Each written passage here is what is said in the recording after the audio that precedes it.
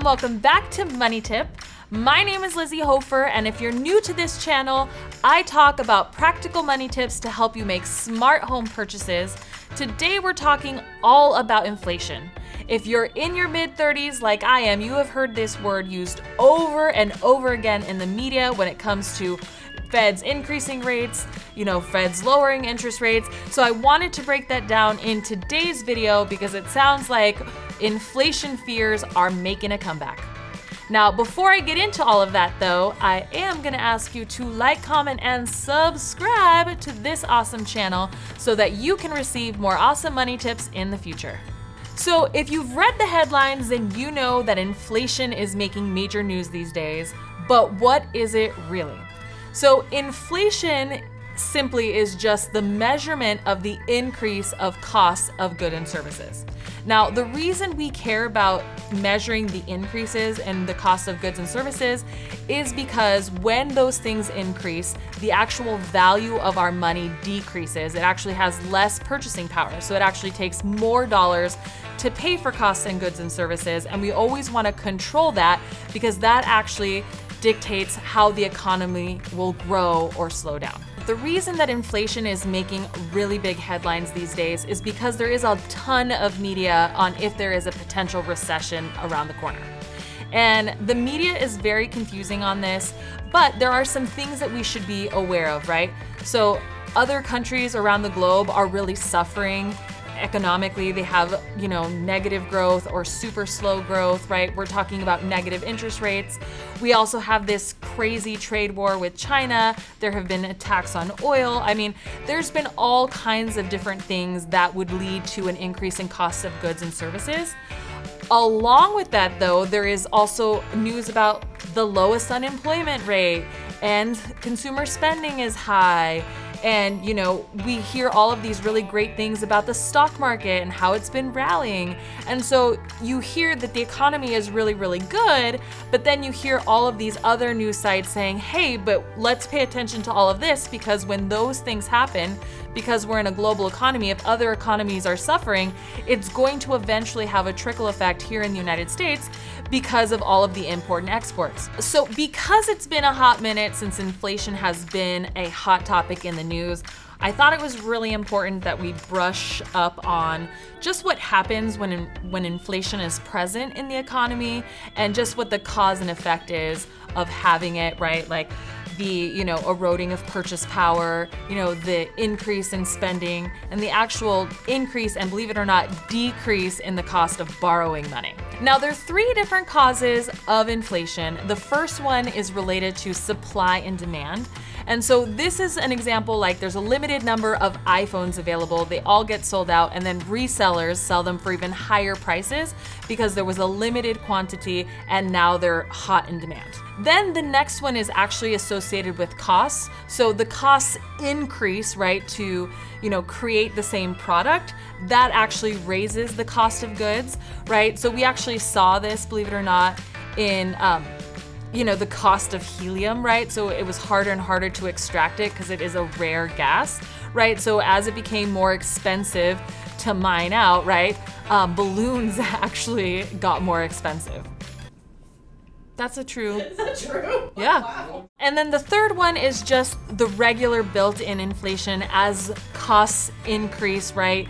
Incomes also increase. There's a normal built-in, factor for inflation as, incomes increase and costs gradually increase over time. So now that we know what causes inflation, what happens when there's inflation? And it starts off with the erosion of purchasing power. And what's crazy about the erosion of purchasing power is that it basically means that the dollars that we have today can't buy the things that we want and need yesterday, right? So if you think of like goods, think of it as the Nike sneakers that you want, and think about it that the gas you have to buy to get you to work, right? It's food, shelter, gas, it's all of the, discretionary spending like the movies, restaurants, right? So that's what the cost of goods is. Now, when those costs of goods increase, right, and the same $20 doesn't buy you the same things, right, or your gas tank takes double what it cost yesterday to fill your tank with gas, you have less money to do things with, like spend it on the movies or go out to eat. Now, when things like that happen, right, there's this decrease in purchasing power. The next thing that happens is that there's this crazy fear, there's this crazy motivation to buy now, or you're never gonna have this opportunity again.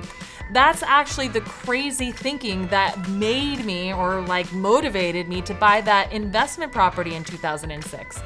I was so concerned because there was no houses available and the costs kept going up and up and up and up, right? That I said, I better do this now, or in 10 years, I'll be priced out of the market. So even though my finances weren't in a place to purchase, I still made that decision out of fear. And that's crazy, because that herd mentality is actually what causes things like a recession, right? And so because of things like that, right, we see that inflation will definitely create more inflation.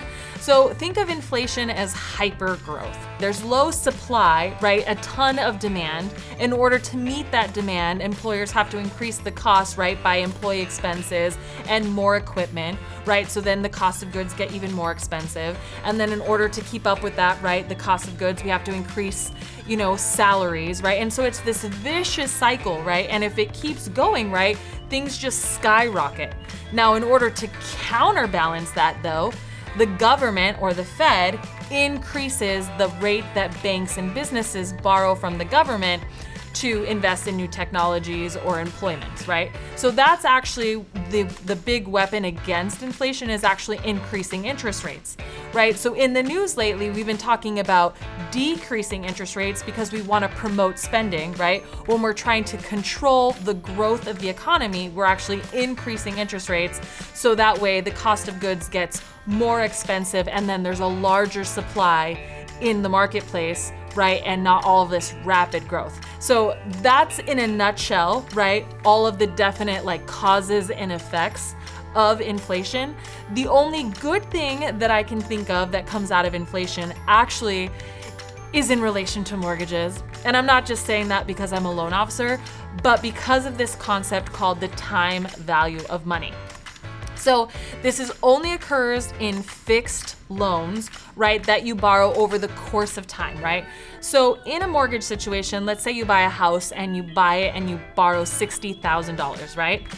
That $60,000 will stay $60,000, but what we know, right, from learning about inflation is that $60,000 isn't going to have the same value 30 years later.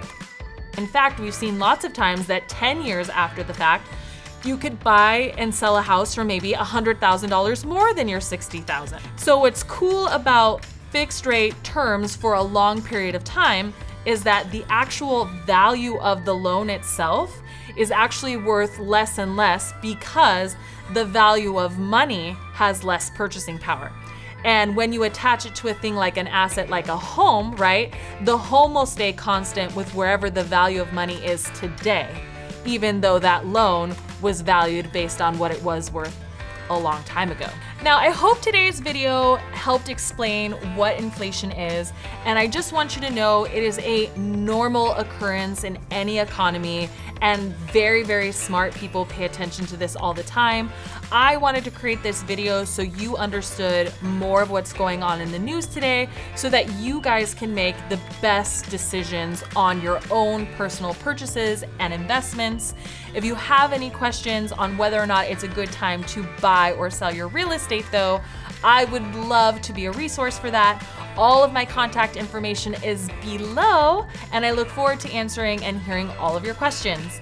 So don't forget to like, comment, and subscribe, guys, and tune in next week for another awesome Money Tip Monday.